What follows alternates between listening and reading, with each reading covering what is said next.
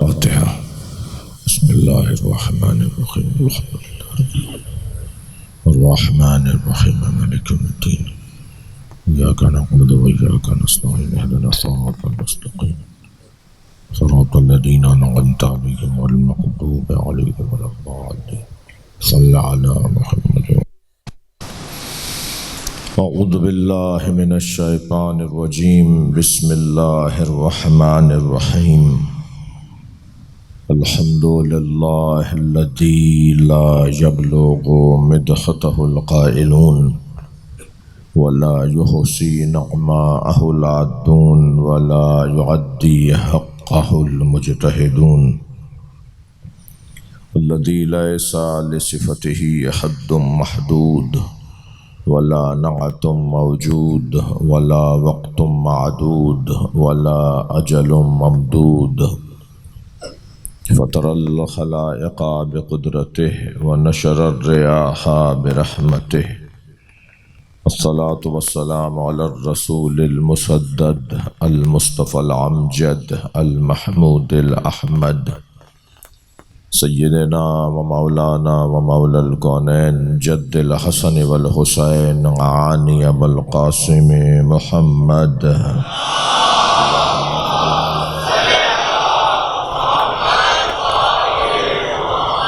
وآله الطيبين الطاهرين المعصومين الذين قال الله إنما يريد الله ليذهب عنكم الرجس أهل البيت ويطهركم تطهيرا.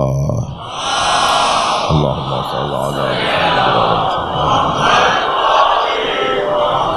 ولعنة الله على أعدائهم أجمعين من يوم عداوتهم إلى قيام يوم الدين. أما بعد قال الحكيم في قرآن الكريم بسم الله الرحمن الرحيم الذين يبلغون رسالات الله ويخشونه ولا يخشون أحدا إلا الله وكفى بالله حسيبا. صلوات.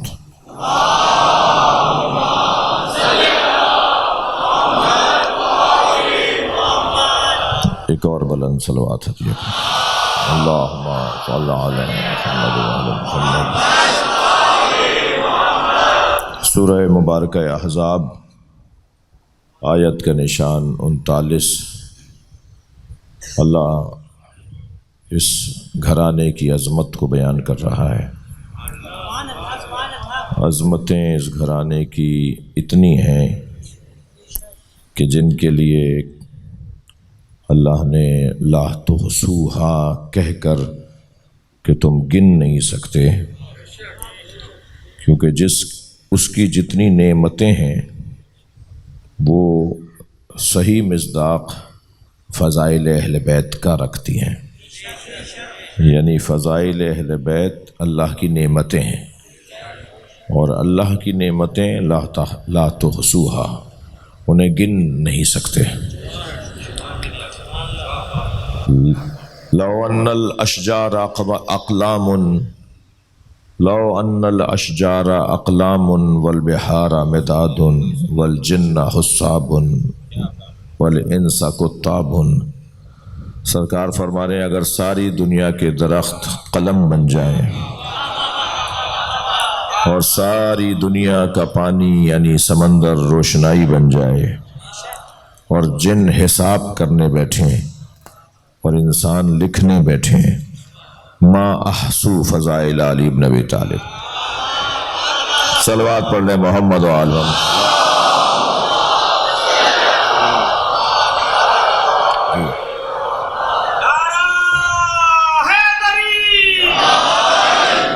فضائل مولا علی، فضائل اہل بیت کو شمارش میں نہیں لایا جا سکتا. پھر ایک اور بات بھی ہے، جو فضائل ہم تک پہنچے اور ہم کتابوں سے پڑھ کر بیان کرنے کی کوشش کریں، وہ فضائل بھی اس کا ظاہر ہے، فضائل کا ظاہر ہے. فضائل کے باطن کے لیے تو ایک شخص مولا حسین کی خدمت میں آیا اور اس نے کہا آپ مجھے اپنی معرفت کروائیں. تو حضرت نے فرمایا کہ تم متحمل نہیں ہو، تم ہمارے فضائل کی حقیقت کو جان سکو۔ اصرار بڑھا تو حضرت نے اس کے دونوں بازوؤں کو پکڑ کر اس کا چہرہ حضرت کے چہرے کے سامنے دونوں بازوؤں کو تھام کر کچھ دیر کے لیے حضرت نے اس سے کچھ کہا، تو وہ مولا سے اپنے آپ کو دور ہٹاتے ہوئے کہنے لگا کہ میرا سینہ سنگینی سے پھٹنے کو ہے۔ اور لمحے میں اتفاق سے آج اس روایت پر دوبارہ میری نگاہ گئی، میں نے دوبارہ اس کی زیارت کی، کہتے ایک لمحے میں اس کے بال سفید ہو گئے۔ حضرت نے فرمایا ہم تمہیں کہتے ہیں کہ تم ہماری کنہ معرفت تک نہیں پہنچ سکتے۔ کنہ معرفت تک پہنچنے کے لیے نبی مرسل ہونا چاہیے یا ملک مقرب ہونا چاہیے۔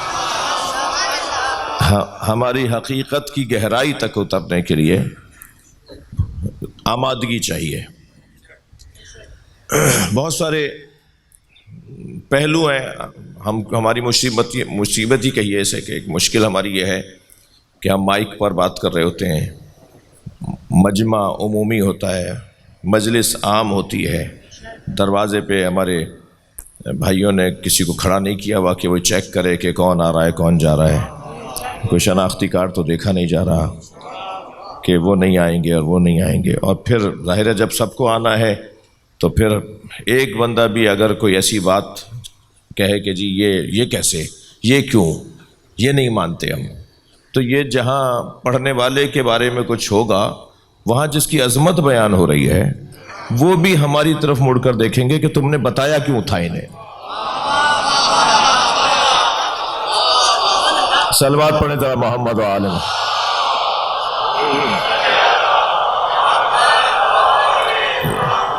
لہٰذا یہ ایک بہت بڑا درد ہے۔ اور پھر ہمارے یہاں ماحول کچھ اس انداز کا ہے کہ فضائل کے باب میں خاص طور پہ بات ہو رہی ہے کہ جنہوں نے اس طرح کا مطالعہ نہیں کیا ہوا ہوتا، حتیٰ میرے قبیلے کے لوگ، وہ پھر ہم سے ہی کہتے ہیں کہ جی ہے صحیح مولانا، وہ کہتے ہیں جی کہاں سے لے آئے۔ اب جب انہیں کتاب دکھائی جائے، اب جب انہیں حوالہ دیا جائے تو پھر وہ کہتے ہیں اچھا کتاب تو مل گئی۔ اب وہ تو پہلے تو تسلی یہی نہیں ہوتی ہے ان کو کتاب میں بھی ہے، کتاب مل گئی۔ اب پھر کتاب مل جاتی ہے تو پھر اس کے راویوں کی پرکھ شروع کر دیتے ہیں، پھر وہ راوییں بھی ان کے صحیح مل جاتے ہیں تو پھر کہتے ہیں کہ یہ بیان نہیں ہونا چاہیے۔ تو بہت مشکل ہے۔ فضائل اہل بیت کے باب میں اگر تقسیم کریں ہم فضائل اہل بیت کے موضوعات کو تو یقیناً آپ یقین جانیے کہ ہم سنگین مسائل کو ممبر سے بیان نہیں کر سکتے۔ اول تو ہمیں خود بھی نہیں پتہ، میں کون سا زیادہ بقول کسی کے خود بڑا چیمپئن نہیں ہوں، مجھے خود نہیں پتہ، لیکن جو پتہ ہے، جو پتہ کر سکتے ہیں، جو دل کرتا ہے کہ بیان کر دیا جائے، اسے بھی بیان کرتے ہوئے 50 دھڑکنیں لگی ہوئی ہوتی ہیں۔ اچھا پہلے والے کیوں کر جاتے تھے؟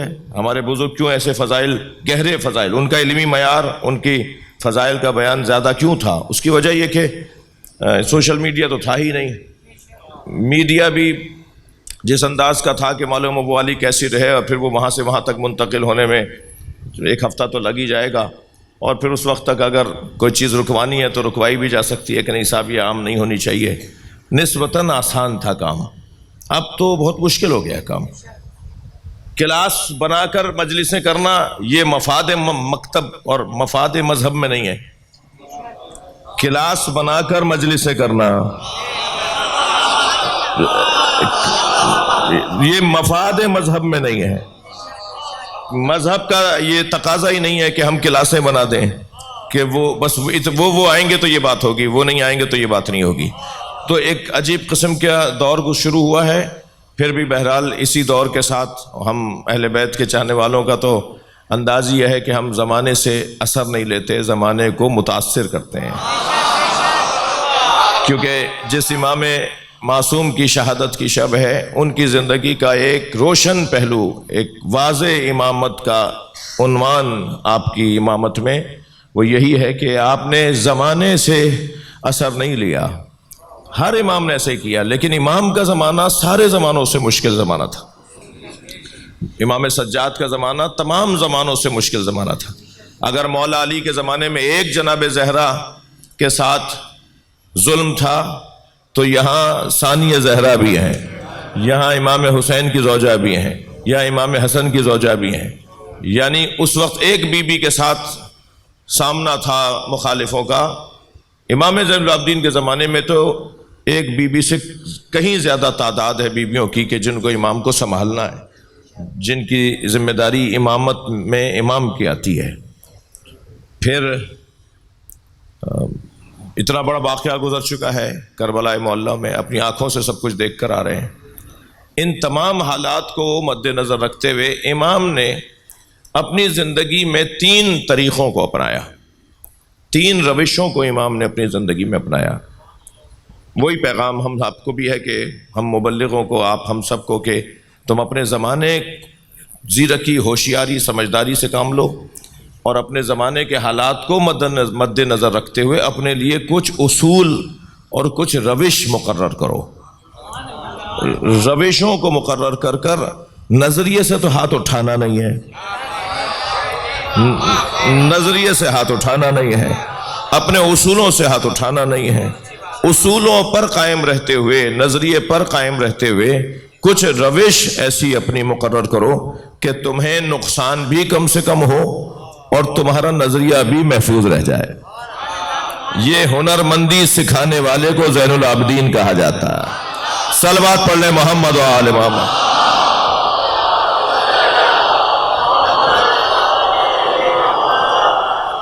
جی وہ ایک جوان کلمہ پڑھنا چاہ رہا تھا، کہاں ہے وہ؟ جی بیٹا پڑھو بسم اللہ۔ آپ بھی اس کے ساتھ سب دہرا سکتے ہیں، یہ شیعہ ہو رہے ہیں۔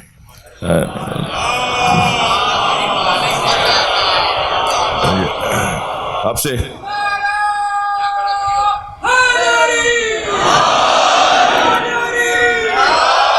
آپ کا مجھے پتا ہے کہ میں بھرتی نہیں کرتا ہوں۔ جب کوئی آتا ہے نا کہ جی میں اچھا اعتراض کیا ایک صاحب نے کہ جی شہنشاہ حسین نقوی کی مجلسوں میں لوگ شیعہ کیوں ہو رہے ہیں؟ تو بھائی تم نے گالیاں بھی تو اسی کو دی تھی، تو لوگوں کی توجہ ہو گئی ہے کہ ذرا اس سے جا کے ملتے ہیں۔ آپ میں سے بہت سوں کو قدر نہیں ہوگی، مگر دشمن جانتا ہے کہ دشمن کا دشمن کون ہے۔ صلوات پڑھے ذرا محمد و آل محمد۔ تو یہ جو ابھی میں ان سے ذکر دہروا رہا ہوں، یہ ذکر ہے جو ہم اذانوں میں، اقامت میں روزانہ 5 مرتبہ کہتے ہیں، تو کوئی ضرور پریشانی کی بات نہیں ہے، آپ سب بھی دہرائیں، ذکر ہے، ثواب ہے۔ بسم اللہ الرحمن الرحیم۔ سب مل کر پڑھیں گے بھی۔ لا الہ الا اللہ، اور اونچی آواز، لا الہ الا اللہ محمد الرسول اللہ علی ولی اللہ وصی رسول اللہ وخلیفتہ بلا فاصل۔ اللہ کی وحدانیت کا اقرار کرتا ہوں، رسول اللہ کی خاتمیت کا اقرار کرتا ہوں،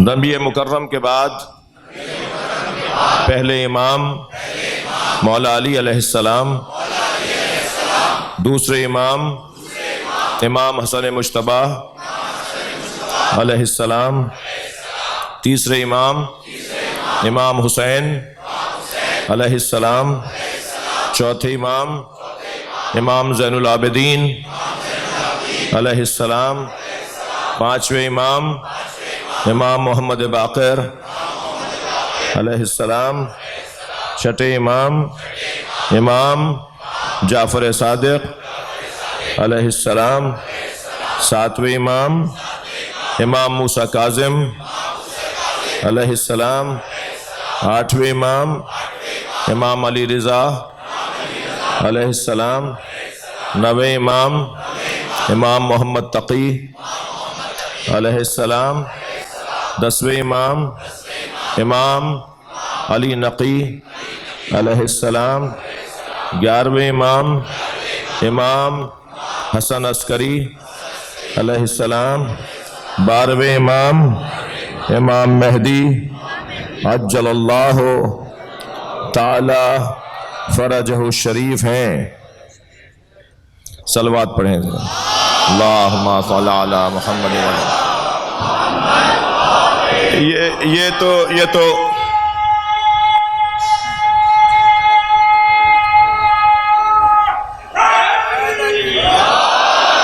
ये तो बैठो, अभी का बात कहाँ पूरी हुई अभी।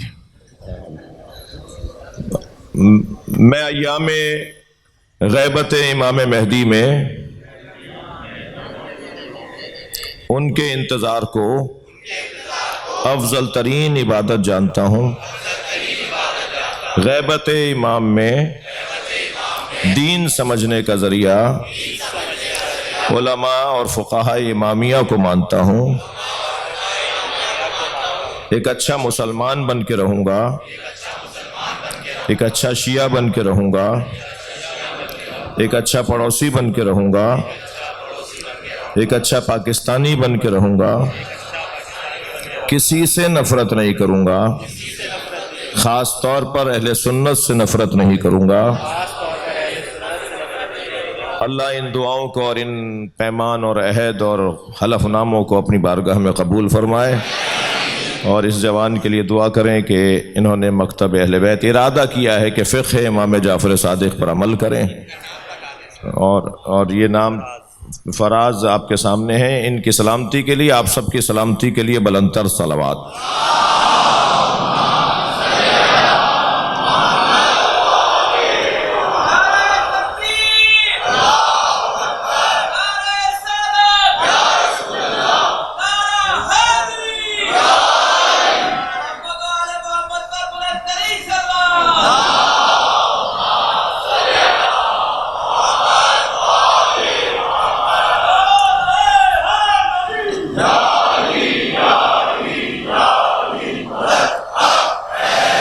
ये जब इमाम बारगाह बने थे तो बहुत बड़े बड़े बने थे। अब ये इमाम बारगाह छोटे पड़ रहे हैं। इमाम बारगाह छोटे नहीं हुए, अली वालों में इजाफा हुआ है। और हमें हक नहीं है कि हम किसी को रोकें। ये क्यों हो रहा है, ये ही इन्हीं के यहाँ क्यों हो रहा है, तो भाई ये तो मुझे भी नहीं पता कि ये क्यों हो रहा है। कुछ काम अल्लाह मौला के लिए भी छोड़ दीजिए समझने के लिए। सारे काम आप ही को समझ में आएंगे क्या? सलवात पढ़ लें ज़रा मोहम्मद व आल मोहम्मद।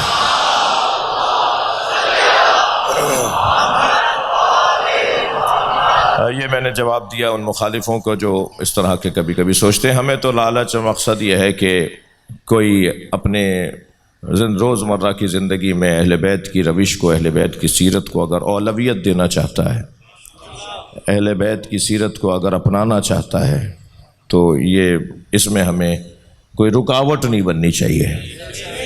अल्लाह आप सबको अपने अमान में रखे। 3 तरह के काम मेरे मौला सज्जाद ने उस ज़माने में अपनाए, जिससे इमाम ज़ैनुल आबिदीन के उसूल के तौर पर बयान किया गया है। उसूल इमामत इमाम सज्जाद।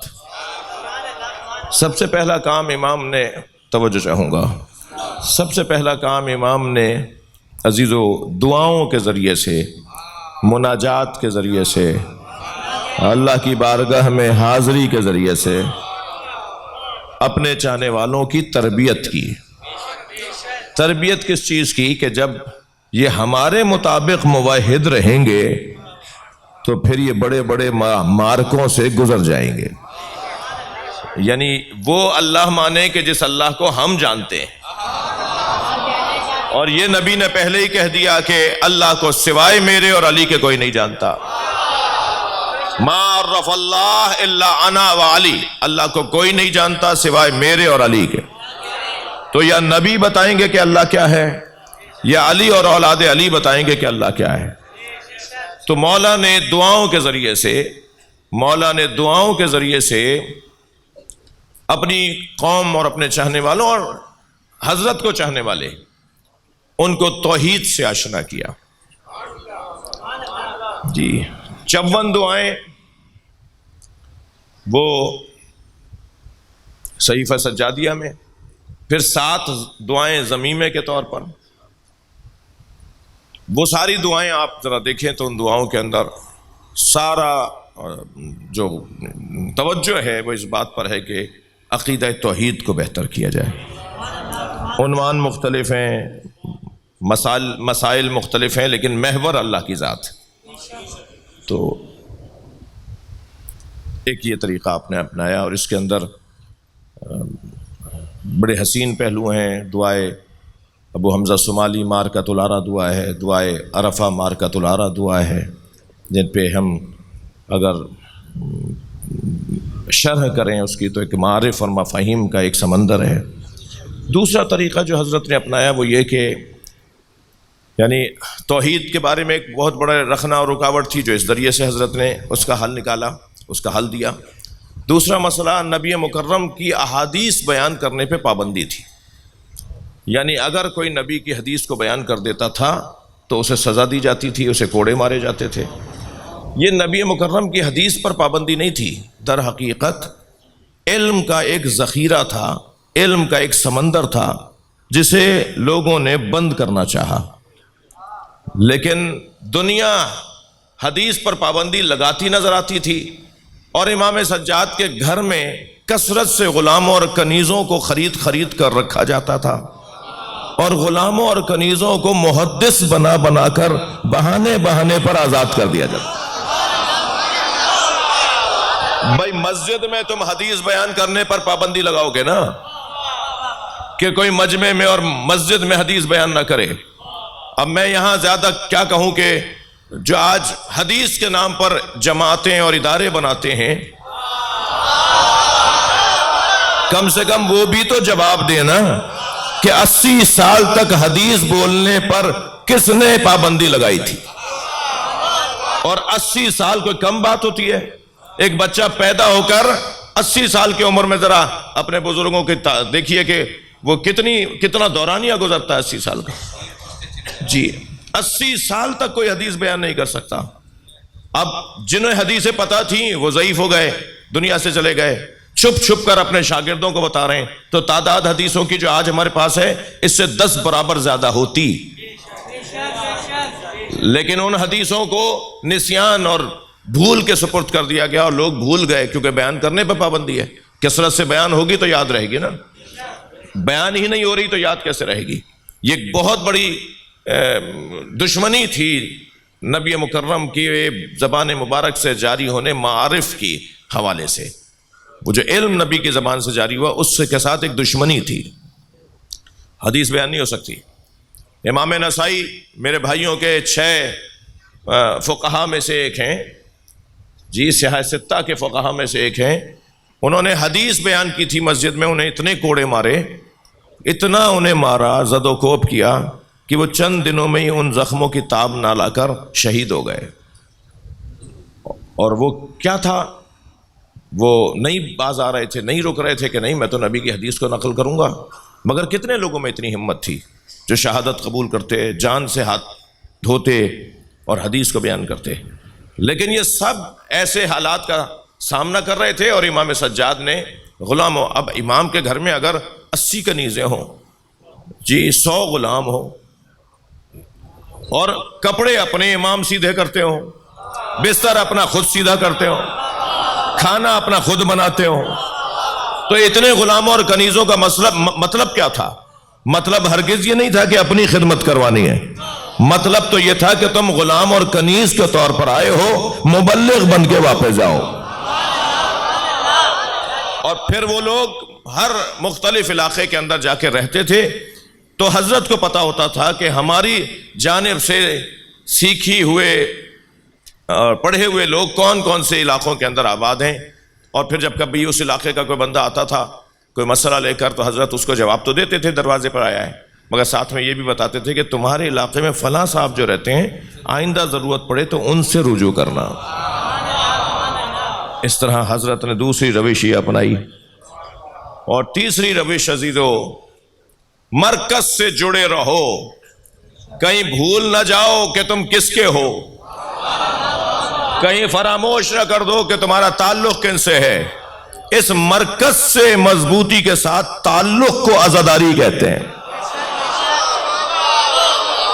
یہ امام سجاد کی سیرت کا تیسرا عنوان تھا۔ ہم تو ہفتے میں اور 6 دن میں اور مہینے میں مجلس میں کہیں شرکت کر رہے ہوتے ہیں نا، امام سجاد کے گھر میں روزانہ کئی بار مجلس عزا منعقد ہوتی ہے۔ کبھی ایک جانب بیویاں جمع بیٹھی ہیں اور ایک کنیز سنا رہی ہے کہ کربلا میں کیا ہوا، اور ساری بیویاں گریہ کر رہی ہیں۔ دوسری طرف دیکھیں تو چند غلام جمع ہیں اور وہ بتا رہے ہیں کہ کربلا میں علی اکبر کے ساتھ کیا ہوا۔ امام مسلسل آپ بلا مقایسہ عاشور کے دن اور کبھی چہلم کے دن کبھی کبھی ہماری یہ کیفیت ہو جاتی ہے، خاص شہادت کے دن کبھی کبھی ہماری کیفیت ہو جاتی ہے کہ آنسوؤں کا جریان ہو جاتا ہے، یعنی مجلس ختم ہوئے 1 گھنٹہ گزر گیا مگر آنسو نہیں روک رہے۔ کبھی کبھی ہماری آپ کی یہ کیفیت ہو جاتی ہے کہ مجلس میں سے تو آئے ہوئے 1 گھنٹہ گزر گیا مگر آنکھوں سے پانی جاری ہے۔ اسے کہتے ہیں جریان آنسوؤں کا جریان۔ اب آنسو بہتے رہیں گے، چاہے میرا ذہن وہاں نہیں ہے مگر میری آنکھوں سے آنسو نکل رہے ہیں۔ جو صبح سے شام تک 10 دفعہ حسین پہ روتا ہو تو کوئی تعجب کی بات ہے کہ ان کی آنکھ سے خون آتا ہو۔ جو چند گھنٹے مسلسل روتا ہے نا اس کی آنکھیں سرخ ہو جاتی ہیں۔ اجرکم اللہ، اجرکم اللہ۔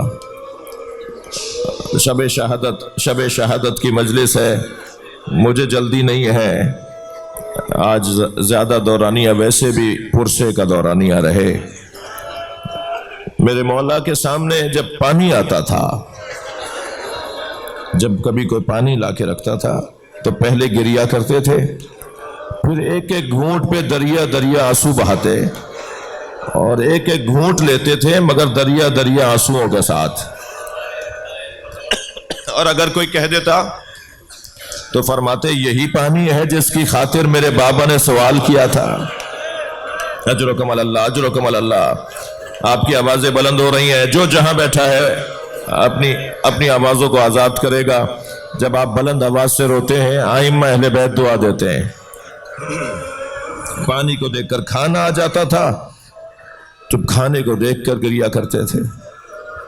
کبھی کسی بازار سے گزرے اور قصاب جانور ذبح کر رہا ہو تو حضرت کو دیکھ کر وہ رک جاتا تھا کہ حضرت اس سے دکھی ہوں گے۔ ایک دفعہ نہیں بارہا ایسا ہوا کہ جانور ذبح کرتے ہوئے قصاب سے پوچھا بھائی اسے پانی پلا لیا،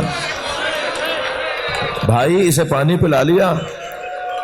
تو کہتا تھا مولا ہم مسلمان ہیں، جانور کو پانی پلا کے ذبح کرتے ہیں۔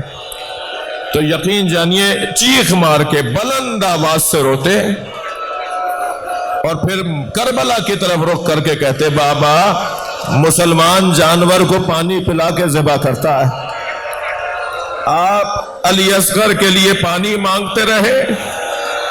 اجرکم اللہ، اجرکم اللہ۔ ایک دن بازار سے گزرے کہ قصاب نے آتے ہوئے دیکھ کر گوشت پر کپڑا ڈال دیا۔ ایک خریدار نے پوچھا تم نے یہ گوشت چھپا کیوں دیا؟ کہنے لگے وہ دیکھو زین العابدین آ رہے ہیں۔ اور جب امام گوشت کے ٹکڑے دیکھتے تھے تو روتے تھے، اور ایک دن تو فرما دیا کہ میں نے کربلا میں گوشت کے بکھڑے ہوئے ٹکڑے دیکھے۔ اجرکم اللہ، اجرکم اللہ۔ اللہ آپ کو کسی غم میں نہ رلائے۔ عزادارو، اللہ کا کام بھی اللہ کا ہے، ہر ایک سے اس کے مزاج کے مطابق امتحان لیتا ہے۔ حضرت ابراہیم کے ہاں منت مرادوں کے بعد اسماعیل علیہ السلام کی ولادت ہوئی۔ اللہ نے فرمایا اسماعیل کے گلے پہ چھری چلا دو۔ یہ حضرت ابراہیم کا امتحان تھا۔ حضرت یوسف پانی سے ہولتے تھے، بڑے بھائیوں نے حضرت یوسف کو کنویں میں ڈال دیا۔ سنیں گے مولا علی کے مزاج میں غیرت مندی بہت تھی۔ علی جیسا غیرت مند امام ایک اجنبی یہودی عورت کو بازار میں پٹتے ہوئے دیکھا تھا. اس کے گھر کے لوگ مارتے ہوئے لے جا رہے تھے. مولا نے 3 دن کھانا نہیں کھایا. اجرکم اللہ، اجرکم اللہ. علی نے 3 دن کھانا نہیں کھایا. جب کبھی کہتے مولا کھانا کھا لیں تو فرماتے میں نے ایک عورت کو پٹتے ہوئے دیکھا ہے. جو علی ایک اجنبی عورت کو پٹتے ہوئے دیکھے جنہیں اب تک بھی رونا نہیں آیا ہے، میرے جملے کو محسوس کریں گے تو آپ مدینہ جائیں گے. جو علی ایک اجنبی عورت کو پٹتے ہوئے دیکھے تو علی سے کھانا نہ کھایا جائے. اس علی نے اپنی زوجہ پہ اٹھتا ہوا ہاتھ، گرتا ہوا دروازہ، غسل دیتے ہوئے شکستہ پسلیاں. اجرکم اللہ، اجرکم اللہ. کیسے برداشت کیا ہوگا؟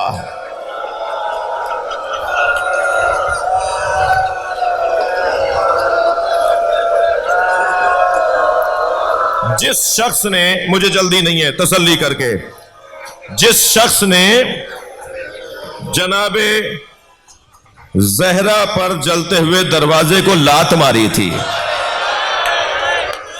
دروازہ آدھا جل گیا تو ایک شخص نے اپنے غلام سے کہا اسے لات مار کے گرا دے. تھکے نہیں، تھکے نہیں. دروازے کے عقب میں جناب زہرا تھی. اس نے جب لات ماری ہے تو جلتا ہوا دروازہ بی بی پہ گیا ہے.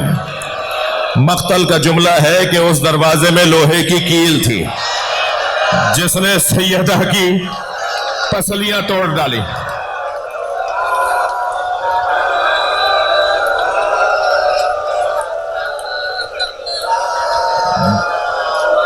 اس واقعے کے کچھ دن کے بعد دربار میں ایک جگہ پر جہاں ٹیکس وصول کیا جا رہا تھا، حکومتی ٹیکس وصول کیا جا رہا تھا، تو جیسے ہی لوگ ٹیکس جمع کرا رہے تھے، اپنی رسید لے رہے تھے، جیسے ہی یہ شخص قنفذ جس نے لات ماری تھی یہ اس کے قریب آیا نا، یہ پیسے دینے لگا تو ایک طرف سے اشارہ ہوا کہ اسے پیسے نہ لو. تو اس لینے والے نے کہا تمہیں پیسے معاف ہیں. وہ وہاں سے چلا گیا. تو سنیں گے مولا زارو قطار رونے لگے، مولا علی زارو قطار رونے لگے. برابر بیٹھے ہوئے ایک چاہنے والے نے پوچھا یا علی کیا ماجرا ہے؟ فرمایا تمہیں پتا ہے اسے ٹیکس کیوں معاف کیا ہے؟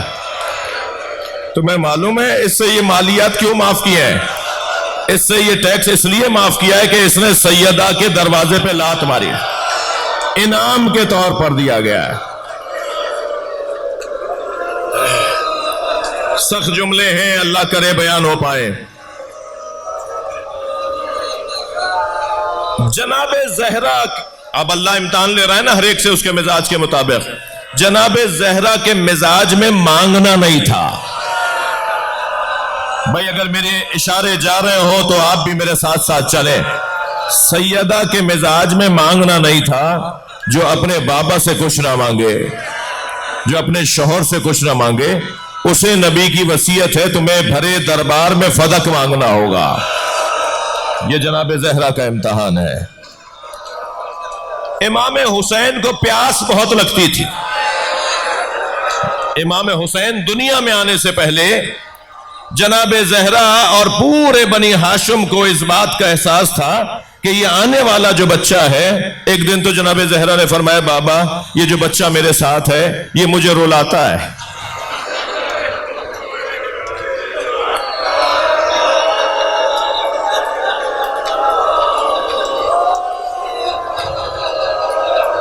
بابا یہ مجھے رلاتا ہے. کہ سیدہ کیا کہتا ہے؟ بابا جب یہ مجھ سے بات کرتا ہے تو کہتا ہے میں بھوکا ہوں. بابا یہ کہتا ہے میں پیاسا ہوں.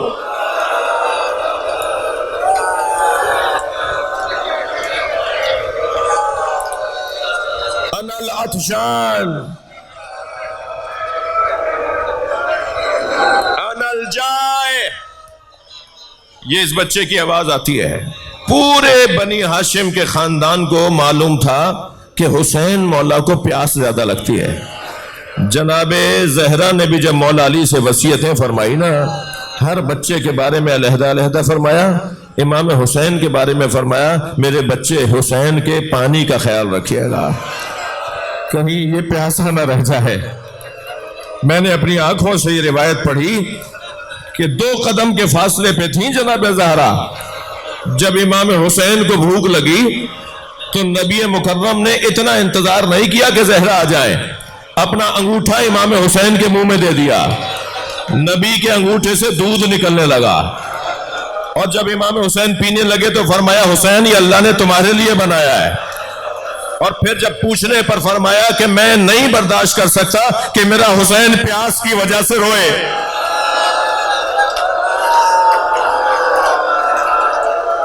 اجرکم اللہ، اجرکم اللہ، تھکے نہیں، اللہ آپ کو کوئی غم نہ دے۔ آج یہ مجلس ہی ایسی ہے، یہ مجلس ہی ایسی ہے۔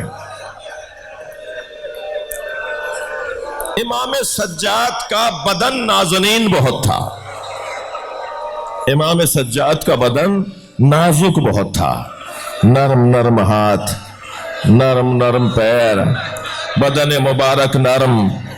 اکثر سفروں سے لوٹتے تھے تو امام کو بخار ہو جاتا تھا، اور سب بنی ہاشم کو پتا ہوتا تھا کہ زین العابدین اس وقت تب کی کیفیت میں ہے۔ کئی روایتیں ہیں کہ امام حسین سفر سے لوٹے ہوئے امام سجاد کے قریب آ کے بیٹھ جاتے تھے، بیٹا تمہیں تب ہو گیا ہے، بخار ہو گیا ہے؟ کہ بابا سفروں میں مجھے ایسا ہو جاتا ہے، سفروں کی وجہ سے مجھے ایسا ہو جاتا ہے۔ ہاتھ نرم نرم، پیر نرم نرم، جس کا بدن ایسا ہو ان میں بیڑیاں پڑیں گی، اس کے گلے میں توق ڈلے گا، اس کے ہاتھوں میں ہتھکڑیاں ڈلیں۔ اجرکم اللہ، وہ کربلا سے کوفے تک پیدل چلے گا، وہ شام کی راہوں میں پیدل چلے گا۔ اجرکم اللہ، اجرکم اللہ۔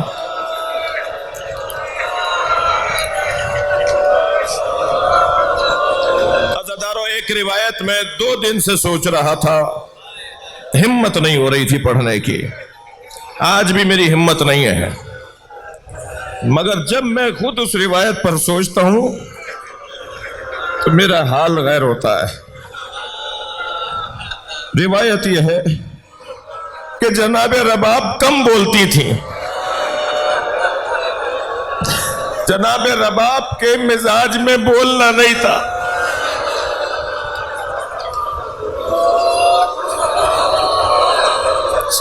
سے کم گو تھیں جناب رباب، کم گو تھیں، کم بولتی تھی جناب رباب۔ اور اگر کبھی جناب رباب سے کوئی اپنے گھر خاندان کا فرد بات کر رہا ہوتا تھا تو جناب رباب کیونکہ کم گو تھیں اسے حسین پسند کرتے تھے۔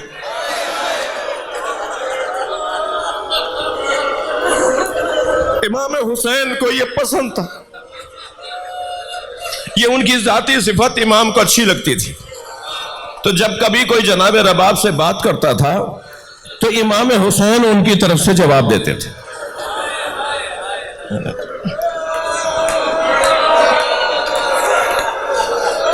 اب ہے کوفے کا دربار۔ زید ابن ارقم کہتا ہے کہ عبید اللہ کے سامنے تشت میں حسین کا سر لا کے رکھا گیا،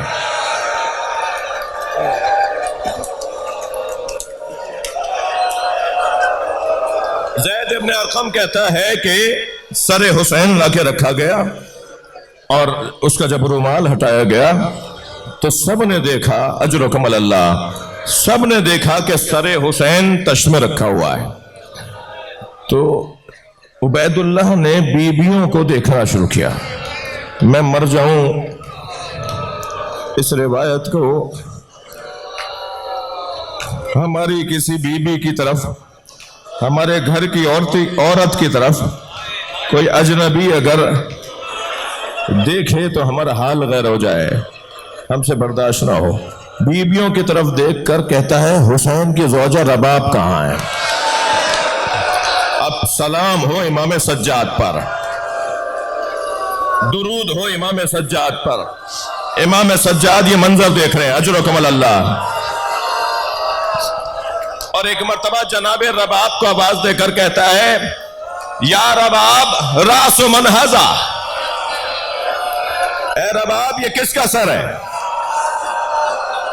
تو جناب رباب کے مزاج میں تو بولنا نہیں تھا. کم بولتی تھی جناب رباب. اور جب بھی کوئی جناب رباب سے زیادہ بات کرتا تھا تو امام حسین ان کی طرف سے بولتے تھے. اب جب دوبارہ کہا نا اس نے یا رباب راس من ہسا، یہ کس کا سر ہے؟ تو جناب رباب نے ایک مرتبہ سر کو دیکھ کر کہا ھذا ابی عبداللہ حسین. یہ کہہ کر جناب رباب اپنی جگہ سے بے ساختہ اٹھی. تھکے نہیں. آگے بڑھ کر امام حسین کا سر اپنے ہاتھوں میں لے لیا، پیشانی کا بوسہ دیا، اپنے سینے سے کچھ دیر لگایا اور وضعت علی حجرہا، اور اسے اپنی گود میں رکھ لیا. عبید اللہ کی آواز آئی رباب سے سر حسین واپس لو. یہ منظر امام سجاد دیکھ رہے ہیں. رباب سے سر حسین واپس لو. سنیں گے عزادارو، ایک سپاہی آگے بڑھا جناب رباب سے لینے کے لیے. جب اس نے ہاتھ بڑھایا تو جناب رباب نے اسے اپنے سینے سے لگا لیا. تو پھر 6 تازیانہ بردار ظالم آگے بڑھے اور جناب رباب پر تازیانے برسائے. میں نے اپنی آنکھوں سے روایت پڑھی ہے، بی بی کا سر کھل گیا. وَالدَّمُ تَحْتَ قَنَاءِ الرِّبَابِ، روایت کہتی ہے بی بی کی ٹھوڈی سے سر کا خون بہ رہا تھا اور امام حسین کا سر یہ ظالم لینے میں کامیاب ہوئے. تو ایک مرتبہ دربار کے ایک کونے سے امام سجاد کی آواز آئی، یہ میری ماں رباب ہے. تعزیانہ امام سجاد پہ اٹھایا گیا. سخت جملے ہیں، اللہ کرے میں بیان کر جاؤں. جب بی بی رباب کو وہاں لے جا کر کھڑا کیا گیا جہاں جناب زینب تھی، تو جناب زینب دیکھ رہی ہیں کہ بی بی کے خون بہ رہا ہے، سر سے خون بہ رہا ہے، پورے چہرے سے خون بہ کر ٹھوڈی کے نیچے سے خون نکل رہا ہے. تو جناب زینب نے فرمایا اے بھابی رباب، آپ نے ایسا کیوں کیا؟ جب وہ سر مانگ رہے تھے تو آپ دے دیتے. تو فرمانے لگی اے زینب، میرے سینے میں آگ لگی، میرے سینے میں آگ ہے. اور آگ اس بات کی ہے کہ جب حسین وداع آخر کو آئے تو میں ساری بیویوں میں حسین کے ساتھ حسین کو ودا کر رہی تھی. مجھے یہ خیال آیا کہ حسین میرا بہت خیال کرتے ہیں، حسین کے چھوٹے بچے کی ماں ہوں. میں اپنے خیمے میں چلی گئی کہ حسین وہاں مجھ سے ملنے آئیں گے، مگر حسین چلے گئے. میں نے چاہتے ہوئے حسین کو رخصت نہیں کیا.